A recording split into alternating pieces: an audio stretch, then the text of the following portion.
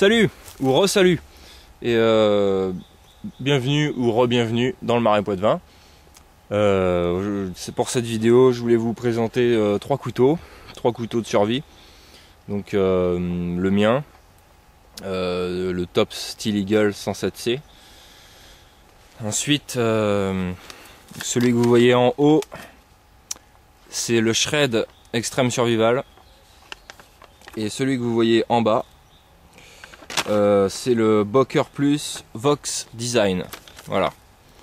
Alors, c'est des couteaux qui appartiennent à des amis. Et on voulait faire une petite vidéo comparative. Donc, on va se lancer de suite. Excusez-moi, petite mise au point de la caméra. Et voilà, c'est parti. Donc,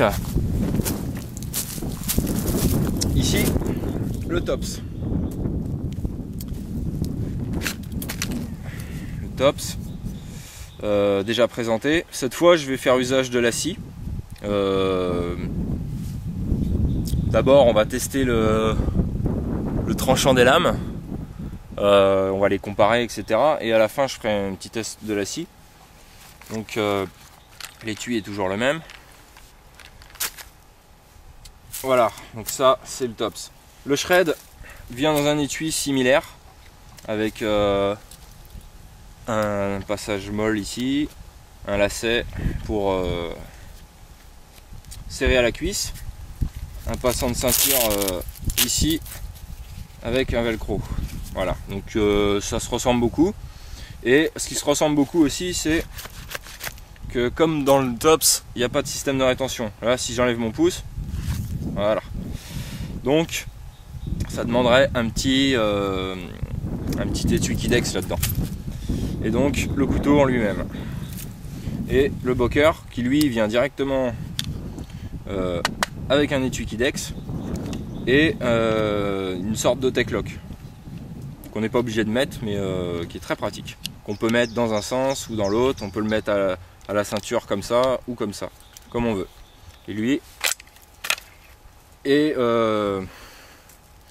légèrement plus petit, légèrement plus fin, beaucoup plus léger. Et voilà, il est légèrement différent des deux autres. Donc, le Tops. Si vous avez déjà regardé mes vidéos sur lui, ça fait la troisième fois qu'on le voit. Donc je vous le présente plus. 6 mm de dos, et des dents de scie, 10,95 haute teneur en carbone, plaquette micarta en lin noir. Ensuite, attendez, j'ai un petit papier pour tout vous dire. Je retiens pas tout par cœur. Donc, le Shred Survival, Extreme Survival. Donc lui, c'est le moins cher des trois. Le moins cher des trois puisqu'il est à 59 € sur la coutellerie Tourangelle. Donc je vais essayer de... Avec le soleil, je vois pas grand chose. J'essaye de faire au mieux. Voilà. Un dos de 6 mm aussi. Une lame bien différente du Tops. 31 cm au total. Un acier 10,95 haute teneur en carbone toujours. Une lame de 15 cm. Un manche en craton. Bon voilà, c'est une plate semelle aussi. Donc qu'est-ce qu'il y a à dire là-dessus? On va le tester de toute manière, on va tous les tester. C'est un très bon couteau d'après ce que j'ai pu, le peu que j'ai pu constater. Le manche en craton est vraiment d'une bonne adhérence. Il tient bien, il est texturé avec des espèces de petites alvéoles. Le point négatif, c'est que la visserie s'oxyde avec la transpiration. Bon, un petit passage pour la dragonne, hein, comme toujours. Ici, un léger grip, vraiment vite fait. Et ici, le passage pour le doigt, pour venir l'attraper de plus près. Voilà. Et le Boker Plus, qui lui est à si je ne m'abuse, entre 80 et 100 €. C'est un acier D2 un manche pardon, en G10. Donc vraiment un beau couteau. Les liners rouges. Il fait dans les 4 mm et demi je crois. Ouais c'est ça, 4 mm et demi, pardon. Bon, comme vous avez pu le constater, je fais mes vidéos un peu à l'arrache, hein. Mais voilà, j'essaye quand même de faire au mieux tout en étant à l'arrache, c'est tout à fait moi. Donc voilà, acier des deux, il pèse 297 grammes. Que les autres, j'ai pas trouvé le poids des autres, mais les autres doivent faire dans les 400 grammes, au moins 350-400 grammes si c'est pas plus. J'ai pas pu les peser et j'ai pas trouvé sur internet. Donc voilà, celui-là est vraiment légèrement plus maniable. Et avec son émouture plate, il rentre vraiment dans le bois, hein. Mon pote l'a testé, c'est vraiment quelque chose d'efficace. C'est vraiment une belle bête, je trouve. Et voilà. Pour ceux qui connaissent la gamme Boker Plus, c'est des bons chlasses quand même, hein. C'est des bons couteaux. Moi je l'aime beaucoup celui-là. Je les aime tous les trois, mais c'est vrai que celui-ci est très sympatoche. Bon, petit test de coupe. Petit test de coupe. On va s'attaquer à cette branche là. Donc cette fois j'ai pas coupé d'arbre, puisque j'ai un peu des scrupules, et puis j'ai trouvé une branche directement par terre. Donc comment on va faire? Excusez-moi, je vous bouge. Ah. Alors déjà, on va tester le Tops, que je connais très bien. Voilà. Hein? Est-ce qu'on a besoin d'en dire plus?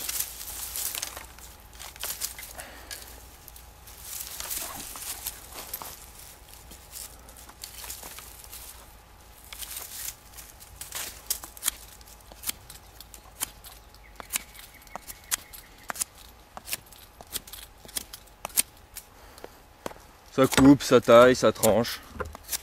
Ça fait tout quoi. Voilà. Hein.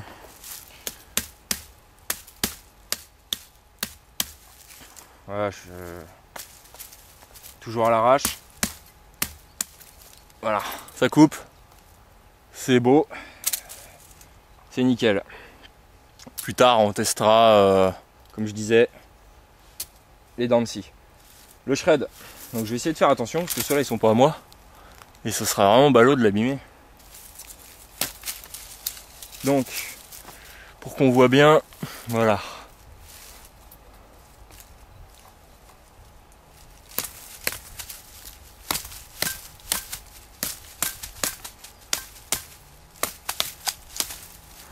Ouais.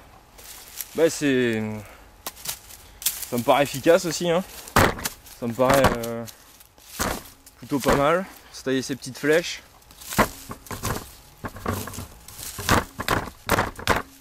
Voilà. Hein.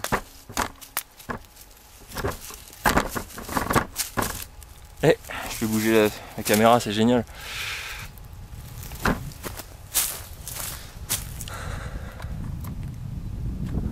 Voilà, donc on va prendre plus gros cette fois.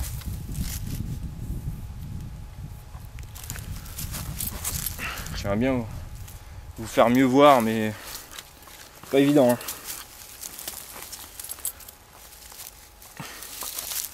Voilà, ici on devrait être pas mal.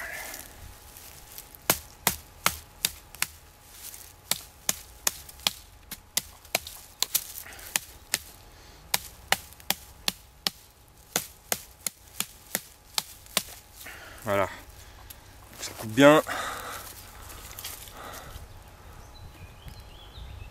Efficace. C'est le genre d'outil sur lequel on peut compter. C'est quelque chose de similaire, on va dire, hein. Bon, je pense que tous ces couteaux là sont assez similaires. Donc voilà, ça c'est fait. Et on va passer au Boker.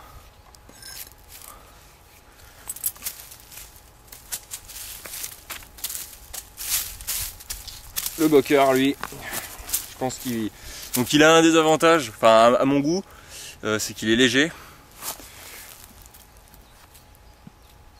Il est beaucoup plus léger, donc on peut pas vraiment compter sur le poids de la lame pour venir taper comme ça, comme les deux autres mastocs.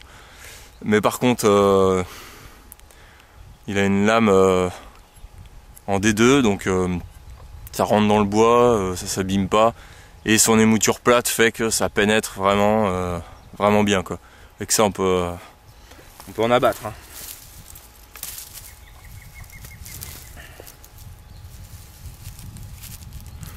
Là on est bien. Voilà, donc déjà rien qu'un coup.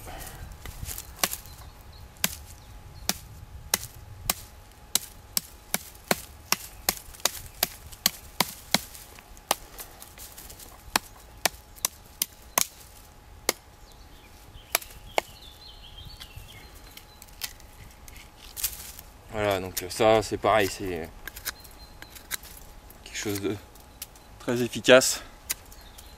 Ouais, ça rentre dedans, ça y va quoi. Donc ça c'est une lame pareil quoi, c'est à mon sens quelque chose de très serviable.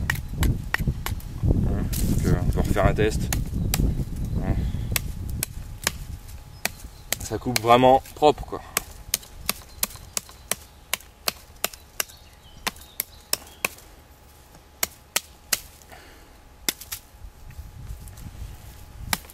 Voilà. Donc différence de pénétration, tiens, puisqu'on y est. Je suis un peu hors cadre, hein. Voilà, un coup. Voilà, une émouture plate commence à pénétrer. On va essayer de le laisser comme ça. Et maintenant le shred. Évidemment il a bougé. Le shred, bon, est plus lourd.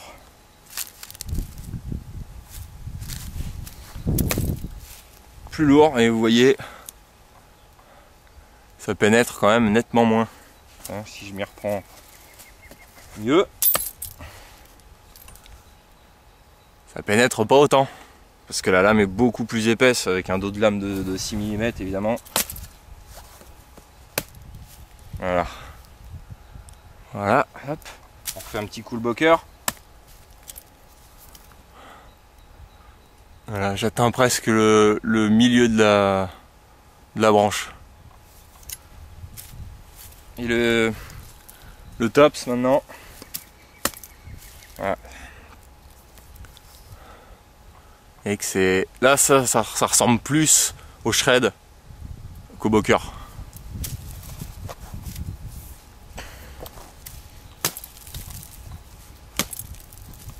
Alors ça pénètre. Et vous êtes tombé. C'est ça qui est bon.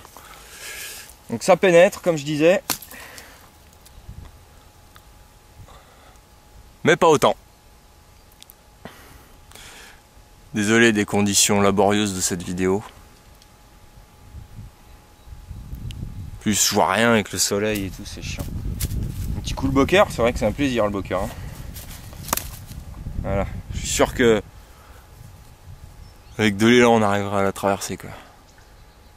Avec de l'élan et un meilleur affûtage parce que là elle n'est pas vraiment affûtée. Hein.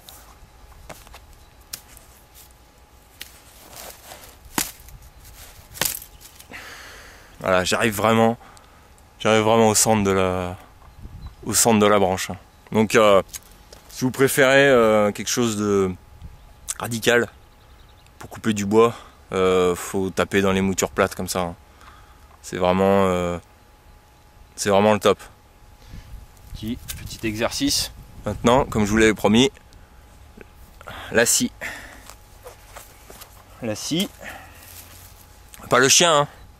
Ça là, la scie. Donc j'ai jamais eu à m'en servir hein, parce que pour moi c'est pas de la déco, ça sert, c'est fait pour servir, mais bon c'est un peu balèze quand même pour une scie. Donc j'ai un tranchant de l'autre côté, je vois pas pourquoi je me servirais de ça. Mais puisque c'est là, on va le mettre à rude épreuve.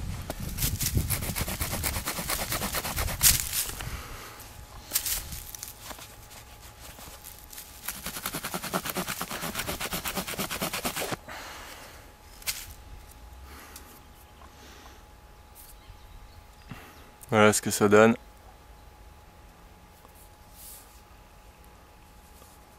Voilà. Donc c'est propre, assez propre.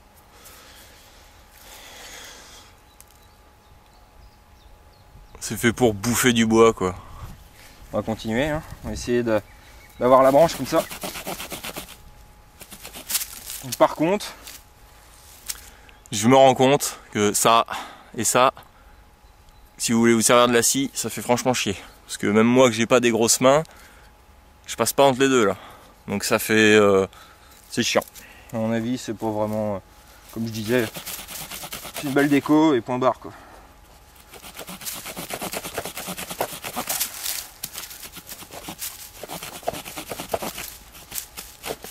Voilà.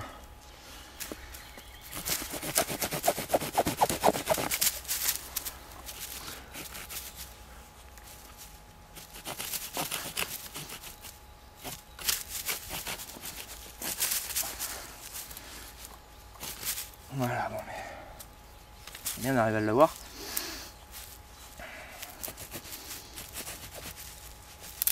Ah ben ça a pété. Voilà. Donc en gros, ça a donné ça.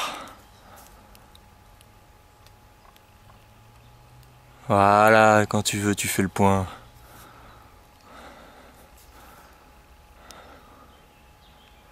Donc, pas vraiment utile, hein, on est d'accord. Enfin, je sais pas si vous serez d'accord, mais peut-être dans certains travaux. J'en sais rien. Donc voilà. Voilà 4 petites... voilà, si je me mets en face, ça sera mieux. 4 petites merveilles. Moi, à mon sens, aussi efficaces les uns que les autres. Même si il y a des différences de gabarit. Je pense qu'on part sur quand même des valeurs assez sûres. Si on a de quoi les réaffûter régulièrement. Parce qu'on a outdoor quand même. Si on leur en fout plein la gueule. Là, c'est pas ce que j'ai fait qui les a... Ah ouais, j'ai eu toujours un tranchant rasoir. Là aussi. Ouais. C'est pas ce que j'ai fait qui les a fatigués, mais si on fait ça pendant 15 jours, hein, forcément, je pense que vaut mieux les réaffûter régulièrement. Mais c'est des bonnes bêtes. C'est des bonnes bestioles. Donc voilà. Petite fin de présentation. Je vous dis à bientôt. Et peace.